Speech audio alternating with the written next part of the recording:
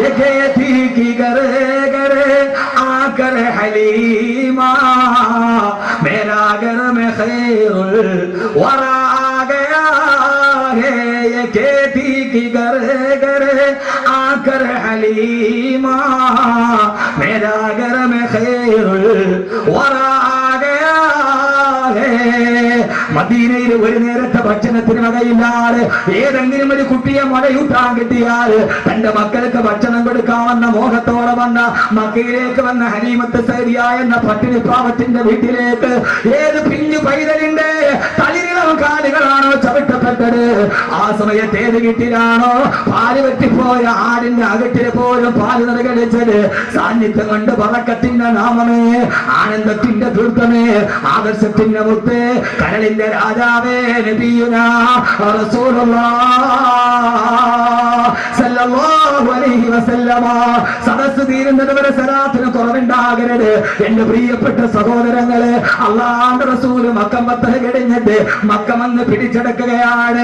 മക്കം പിടിച്ചടങ്ങിയിട്ട് 10 ദിവസത്തോളം നബി സല്ലല്ലാഹു അലൈഹി വസല്ലമ മക്കയിൽ താമസിക്കുമ്പോ പാതിരാ സമയത്ത് തവാഫ് ചെയ്യാൻ കഅബയിലേക്ക് പോയി. ആ സമയത്ത് പ്രവാചകനോട് കലിപൂണ്ടു നിന്ന അല്ലാഹുവിന്റെ റസൂലിനെ കൊല്ലാൻ വ്രതമെടുത്തിരുന്ന ഫുലാല എന്ന മനുഷ്യനുണ്ടായിരുന്നു. അയാൾക്ക് നബിയെ കൊല്ലാൻ കഴിഞ്ഞില്ല. ഇനി എങ്ങനെയാ കൊല്ലുക? മുഹമ്മദ് മക്കയിലെ രാജാവാണ്. 10,000 അനുയായികൾ ഓടിപ്പിടിച്ച വാളുമായി മുഹമ്മദിന് കാവലാണ് സല്ലല്ലാഹു അലൈഹി വസല്ലം. പാതിരാ സമയത്ത് അല്ലാഹുവിന്റെ റസൂൽ കഅബയുടെ മത്താഫിലെ തവാഫ് ചെയ്യുകയാ. ആ സമയത്ത് ഫുലാല ഊരിപ്പിടിച്ച മൂർച്ചയുള്ള വായുമായി കഅബയുടെ ഭിത്തിയുടെ പുറകിൽ കാത്തിരിക്കുകയാ. കഅബയുടെ ഭിത്തിയുടെ പുറകിൽ ഒളിച്ചിരിക്കുമ്പോ അല്ലാഹുവിന്റെ റസൂൽ കടന്നു വന്നു കഅബയുടെ മത്താഫിൽ വന്ന് 1ാമത്തെ തവാഫ് ചെയ്യുകയാ. ബഹുമാനപ്പെട്ട റസൂലുള്ളാഹി കഅബയുടെ തവാഫ് ചെയ്ത് ഫുലാലെ നബി തങ്ങളെ കാണുന്നില്ല. തന്റെ പ്രിയപ്പെട്ട ഹബീബായ റസൂലുള്ളാഹിക്ക് വേണ്ടി സഹാബത്ത് വരാമെന്ന് പറഞ്ഞിട്ട് സമ്മതിച്ചിട്ടില്ല. ഏകനായി തവാഫ് ചെയ്യുമ്പോ അല്ലാഹുവിന്റെ റസൂൽ ഫുലാലയുടെ തൊട്ട് മുമ്പിലെത്തുമ്പോ ആരും അറിയാതെ മാർജാര പാദ പതന ശബ്ദം കേൾപ്പിക്കാതെ ഫുലാല തന്റെ വാളിൽ വലിച്ചൂരി അല്ലാഹുവിന്റെ റസൂലിനെ പുറകിൽ നിന്ന് വെട്ടാൻ ഹബീബായ നബിയുടെ നേരെ ചാടേണ്ട താമസം. ഹബീബായ നബി നാടെ മുഖത്തോട്ട് നോക്കുമ്പോ ഫുലാല കിടുങ്ങി മറച്ചു പോയി. കൈ പൊന്തുന്നില്ല, കൈ തളരുകയാണ്, വാളനങ്ങുന്നില്ല. അല്ലാഹുവിന്റെ റസൂലിന്റെ മുഖത്തിന്റെ പ്രകാശം കാണുമ്പോ സബീഹുക ബദറുല്ലൈനി ബലന്തനവറോ വവജൂക മിൻമായ വവജൂക മിൻ നൂർ മലാഹതി അസറോ. ലോക ചരിത്രത്തിലെ ഏറ്റവും വലിയ ധവളപ്രകാശം കൊണ്ട് വിസ്മയിപ്പിച്ച അല്ലാഹുവിന്റെ റസൂലിന്റെ മുഖത്തിന്റെ ഒളി കാണുമ്പോ ഫുലാല ഞെട്ടിത്തെറിച്ചു പോയി. ഹബീബായ നബി 2ാമത്തെ തവാഫ് പൂർത്തിയാക്കുകയാ. തന്റെ മുമ്പിൽ എത്തിയപ്പോ ഫുലാല 2ാമത് ഊരിപ്പിടിച്ച വാളുമായി ഇറങ്ങേണ്ട താമസം. അല്ലാഹുവിന്റെ റസൂലിന്റെ ആ നാട്ടിന്റെ വെളിവ് കാണുമ്പോ ഫുലാല ഞെട്ടിത്തെറിക്കുന്നു. വാളിരിക്കുന്ന കൈവിറക്കുകയാണ്. 3ാമത്തെ തവാഫ് തീർന്നു, 4ാമത്തെ തവാഫ് തീർന്നു, 5, 6, 7ാമത്തെ തവാഫാണ്.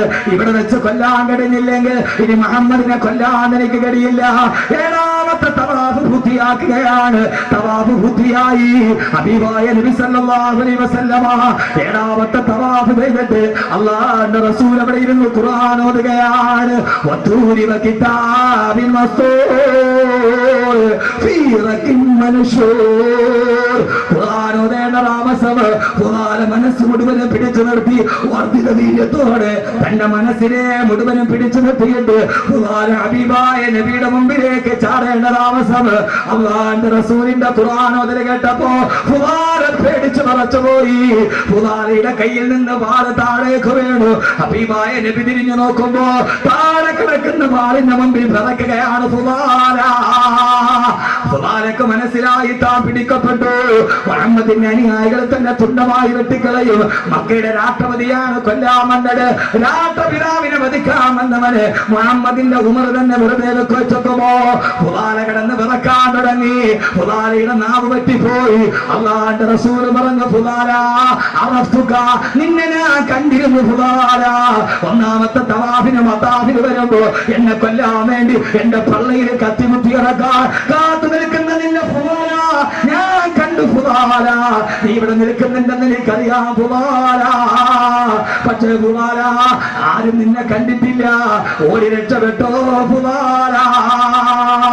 ലോകത്തിന്റെ വിട്ടുവീഴ്ചയുടെ, ഉദാരതയുടെ, സാധ്യതയുടെ, സഹാനുഭൂതിയുടെ, ഉദാരതയുടെ, സ്നേഹത്തിന്റെ, വാത്സല്യത്തിന്റെ പകരം വെക്കാനില്ലാത്ത പര്യായ പദമേ അല്ലാഹുവിന്റെ റസൂല് പറഞ്ഞു ഫുലാല, ഉമർ നിന്നെ കണ്ടിട്ടില്ല, ഖാലിദ് കണ്ടിട്ടില്ല.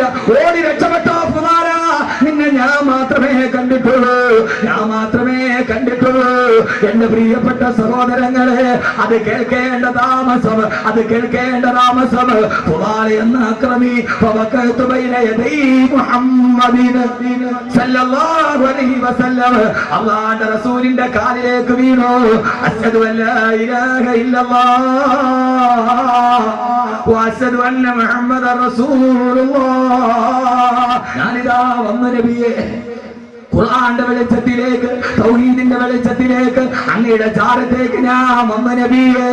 അല്ലാഹുവിന്റെ റസൂലിന്റെ മുമ്പിൽ കിടന്നിട്ട് തന്റെ തല കൊണ്ടുപോയി മണ്ണിലിട്ടിട്ട് ഫുലാല പൊട്ടിക്കരയാൻ തുടങ്ങി. ഈ മനുഷ്യനെയാണോ കൊല്ലാൻ വന്നത്? ഈ മനുഷ്യനോടാണോ വർഷങ്ങളോളം വൈരാഗ്യം മനസ്സിൽ നിറച്ചു നിന്നത്? ഫുലാല, നീ എത്ര തെമ്മാടിയാണ് ഫുലാല. തന്റെ ആ വടിയരികിൽ കിടന്ന് തല കൊണ്ടുപോയി മണ്ണിലിട്ട് ഉരുട്ടി ഉരുട്ടി അവസാനം ഫുലാല വീട്ടിലേക്ക് പോവുകയാ. പ്രിയപ്പെട്ട ചെറുപ്പക്കാരെ, ഖുർആൻ എന്താ?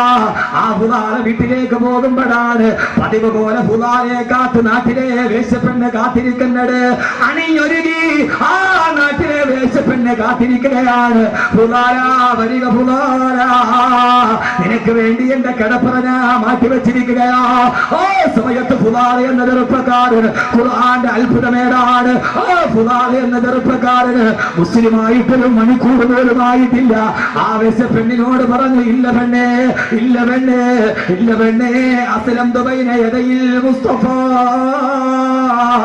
ഹബീബായ നബിയുടെ മുമ്പിൽ വെച്ച് ഞാൻ മുസ്ലിമായി. അങ്ങോട്ട് പോയപ്പോ ഈ പെണ്ണിന്റെ കടപ്പുറയിൽ കിടന്ന് വ്യഭിചരിച്ചിട്ട് പോയ ഫുലാല, ആ ഫുലാല പറഞ്ഞു, ഇല്ല ഇല്ല, ഇല്ല ഇല്ല, അസ്ലംതു ബൈന യദയിൽ മുസ്തഫ. ഞാൻ ഹബീബായ നബിയുടെ മുമ്പിൽ മുസ്ലിമായി.